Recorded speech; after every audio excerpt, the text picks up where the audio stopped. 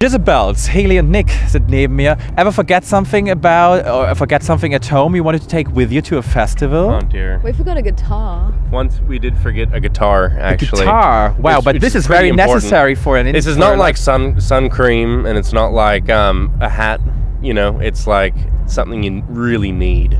And yeah, we forgot that once. Also, die Jezabels, Nick hat schon mal eine Gitarre vergessen, die er eigentlich mitbringen sollte zu einem Konzert. Und ja, das ist nicht so wie eine Sonnencreme, die man hier auf dem Melt-Festival mal vergisst. Nee, das ist ein bisschen schwieriger. So you finally arrived here and you had, even though it's a Sunday, a very stressful day because you had to perform on the main stage, which I think is always a hard business, having a huge stage under your feet, and then just short after you performed, going to a very intimate one with, I don't know, 20 people inside at the Converse Black Box. So what was the thing you liked more?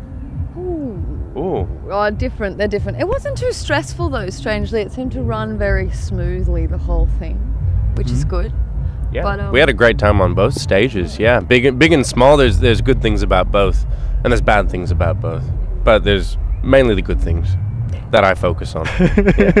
So let's focus on the big one, on the Melt main stage today, because I just saw you performing there and the sun was shining. It was perfect. It was a bit romantic. We had a romantic moment in one of our songs, City Girl, where the sun came out from the clouds and shone on the mirror balls, which until then I did not know were there. And I was like singing out to the sun, and it was really romantic. Also es gab einen sehr romantischen Moment bei The Jezabels live auf der Hauptbühne. Die Sonne schien und das sind ja diese riesigen Disco-Kugeln hier beim Melt-Festival und die Sonne schien direkt auf die Disco-Kugel und dann strahlte das so zurück und das hat perfekt gepasst zu dem Song. Das war ein romantischer Moment at its best hier auf dem Melt-Festival. So sometimes if you're standing on stage, I don't know if it's the same for you like for me, but standing on such a huge stage always is kind of a small dream and it's not so real. It's always a bit surreal for me. I know if maybe you're more used to that, I don't know. But is this not kind of a surreal thing? That was surreal. That was incredibly surreal. I mean, even just something about these no, they're not cranes. They're. Everyone's calling them cranes. Are they? Cranes. We are calling them cranes because we're not the best in English. So you have to tell us what it is the real word for that. It's a mining machine. It's something that like it's an earth mover, perhaps. Earth mover. Yes, it is. It's a coal mover. Have you heard of the Bagger 228? No. Or it's one of the biggest versions of that ever made by man, and the Germans invented it. You have to look it up. It was incredible. Okay. It's the biggest thing I've ever seen in my life. But you know what? Those cranes actually are responsible for the lake. For the lake, Yes. So they made the lake and the quarry. Yeah, right. So that's why they are here. They are still here. It's an open air museum. So what I was trying to say is it's the most beautiful festival I've ever been to. Yeah. There's nothing like this in Australia. Nothing. No, it's too much of a safety risk. Very strict rules in Australia, like you just get shut down if you do anything dangerous. So people could climb on that or people could drown or anything like that. Just means no festival. So, but this means no fun. Yeah. It's a little different to here. Okay. Also in Australien, passt auf, in Australien würde sowas wie das Melt-Festival nicht funktionieren mit solchen großen Kränen. Da könnten Leute drauflaufen, sie könnten runterspringen. Im See hier direkt am Melt-Festival könnten sie ertrinken. Also no risk, no fun. So funktioniert es in Australien. Da wagt man sich quasi nichts und darum ist sowas hier, wie man es auf dem Melt-Festival erlebt, in Australien überhaupt gar nicht möglich. Is there something else very different except for this, of course? But if you just compare festival visitors and the festival scene, because I think in Germany there are lots of festivals now and also a lot of international guests. For example, we do have lots of people from the UK here, from the Netherlands, from France. So they are really attracted to that. So is there something, what is the festival scene like, for example, in Australia? Well, I mean, it's sort of similar. There's a lot of festivals in Australia. They just tend to be sort of put in the middle of a big grass field with no sort of not as much scenery, I guess. There's a festival called Splendor in the Grass, which is a lot of fun, and you get to sort of almost do like a bushwalk between stages through the bush, and you know, there's a lot of beautiful scenery. So that's changed back to its old camping site now, so it's different. So there's no fun anymore. No more fun. It was too risky. It was too risky. Which is kind of beautiful, but it's not on an amazing site. Yeah, it's just hard. They're pretty similar. I mean, I think Germans and Australian crowds are like pretty similar. It seems similar. More people were wearing their shirts there. A lot of Australians tend to not wear their shirts. Yeah, but this is because it's much hotter than here. I guess. Yeah. Well, this is true. That might be the reason. True. But for example, because here in Germany, we really just recognize. Of course, now we are starting to recognize the Jezabels. Now with the album Prisoner and the few EPs before, but. If we think of Australian music, we always think about electronic music.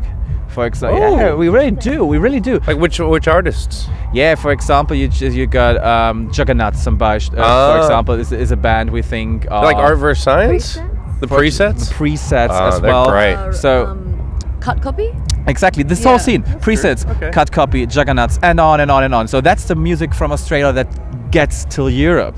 So, well, that's because you guys but is there more? Is there more?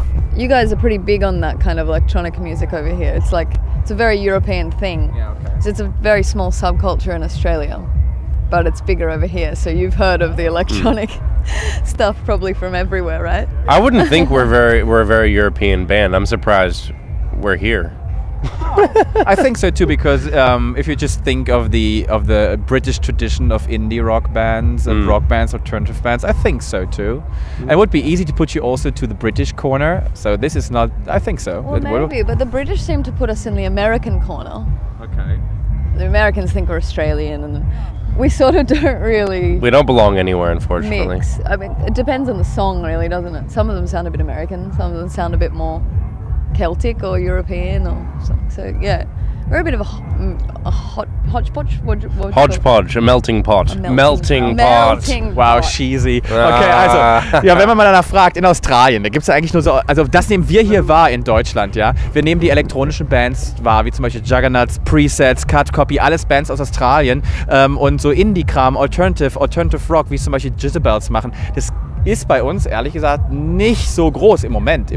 Aber in Wirklichkeit ist es genau andersrum, dass nämlich diese elektronischen Bands in Australien eher eine Minderheit sind und eher der Alternative Rock ziemlich groß ist und es eine Zeit lang gedauert hat, ehe die Jezabels hier in Deutschland angekommen sind und so richtig europäisch fühlen sie sich eigentlich nicht. Ne? Die Engländer denken, sie seien Amerikaner und die Amerikaner packen sie nach Australien, sind irgendwie so dazwischen, aber nicht so richtig angekommen.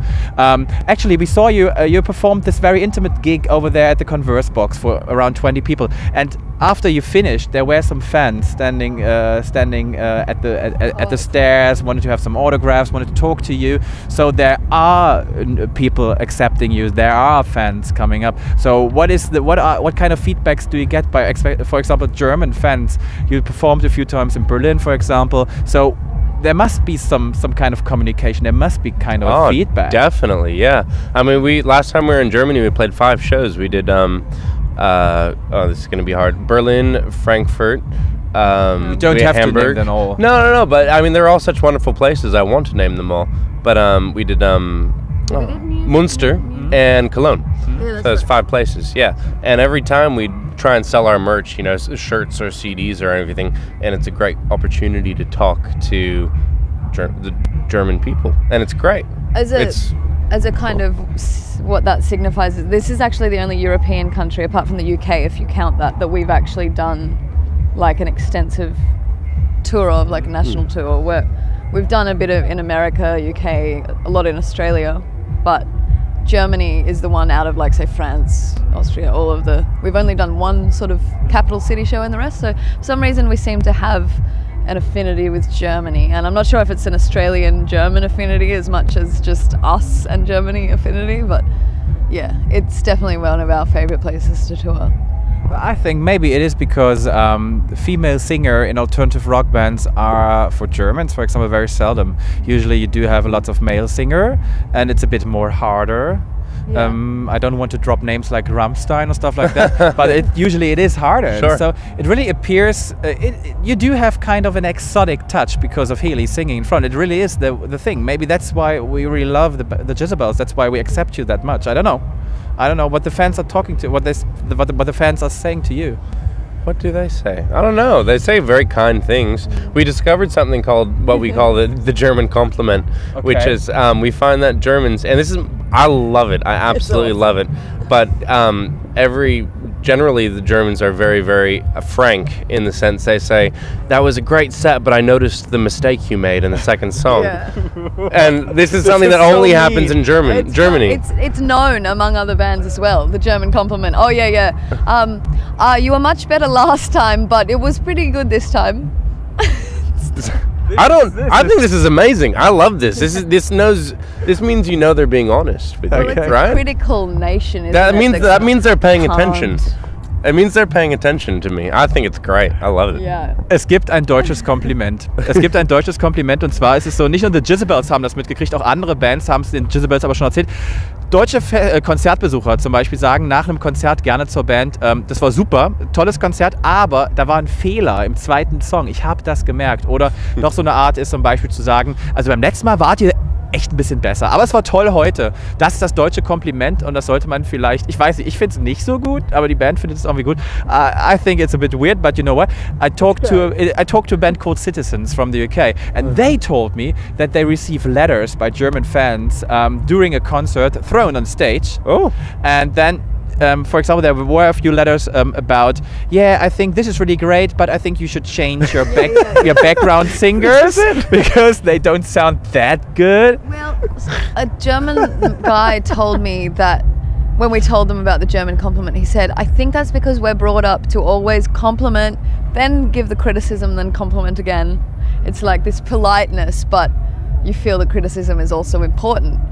And it's kind of a tradition in some people's families to bring you up to say that here. So they all do it and it's so funny. It's great. Okay, so I think I just make... Okay, then it's now it's my turn to make a not German compliment. Sorry for breaking that rule, but I think it was just a good... It was a real good concert today. Oh, thank you. Thank you very much for that, Jezabels. Thank you. Thank you very much.